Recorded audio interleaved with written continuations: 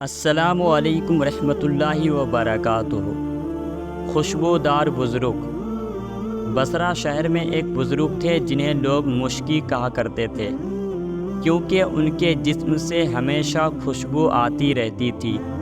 جب وہ مسجد میں داخل ہوتے تو لوگوں کو پتہ چل جاتا کہ کون آیا ہے۔ یہی کیفیت بازار میں بھی تھی۔ ان کا جسم اس قدر خوشبو میں بسا ہوتا کہ ایک دفعہ ان سے ایک بزرگ ملنے آئے۔ بیان کرتے ہیں، میں رات کو ان کے پاس رہا تو میں نے کہا، بھائی جان، آپ کو خوشبو پر کثیر رقم خرچ کرنی پڑتی ہوگی۔ تو انہوں نے کہا، میں نے نہ تو کبھی خوشبو خریدی اور نہ ہی لگائی۔ میرا واقعہ بڑا عجیب ہے، میں تمہیں بتاتا ہوں، شاید میرے وصال کے بعد میرے لیے دعا کرو۔ میں بغداد میں پیدا ہوا۔ میرے والد امیر آدمی تھے۔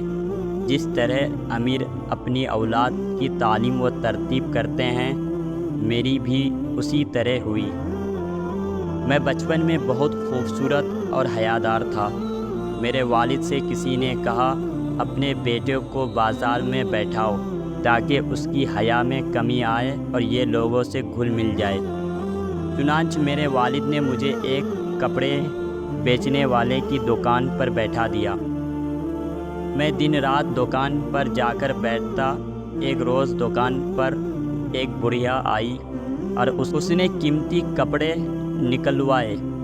انہیں دیکھا اور کہا، میرے ساتھ کسی کو بھیج دو تاکہ جو کپڑے پسند ہو انہیں لینے کے بعد بقیہ کپڑے اور کپڑوں کی قیمت لے آئے۔ کپڑا بیچنے والے نے مجھ سے کہا، تم ہی چلے جاؤ، اس طرح تمہارا جی بھی بہل جائے گا۔ اور بڑھیا مجھے ایک عظیم الشان محل میں لے گئی۔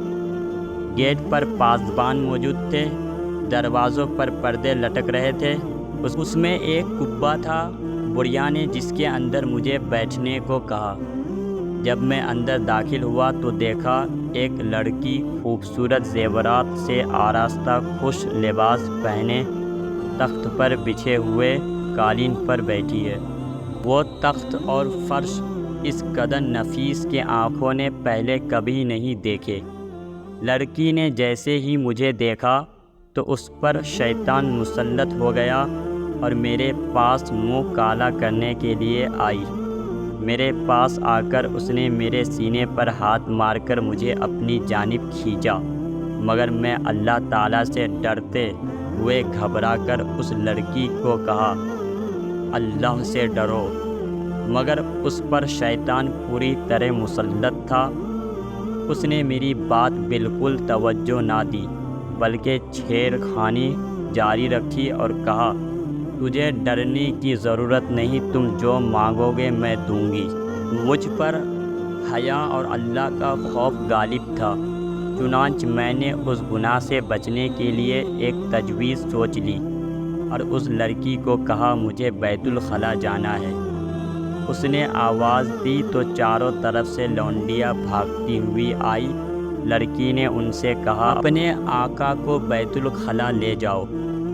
جب میں وہاں گیا تو مجھے بھاگنے کی کوئی راہ نظر نہیں آئی، تو میں نے اپنے منہ اور ہاتھوں پر وہ نجاست لگا لی جو استنجا خانے پڑی تھی۔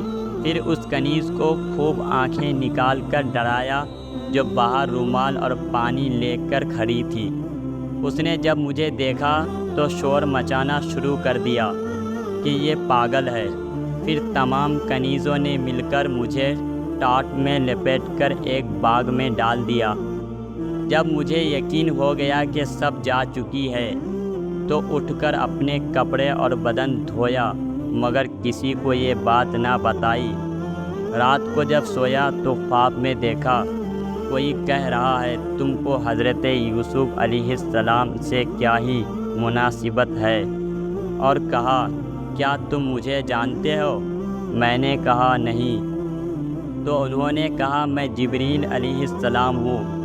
اس کے بعد انہوں نے میرے چہرے اور جسم پر اپنا دست مبارک پھیرا۔ اسی وقت سے میرے جسم سے خوشبو آنے لگی۔ یہ خوشبو حضرت جبریل علیہ السلام کے دست مبارک کی ہے۔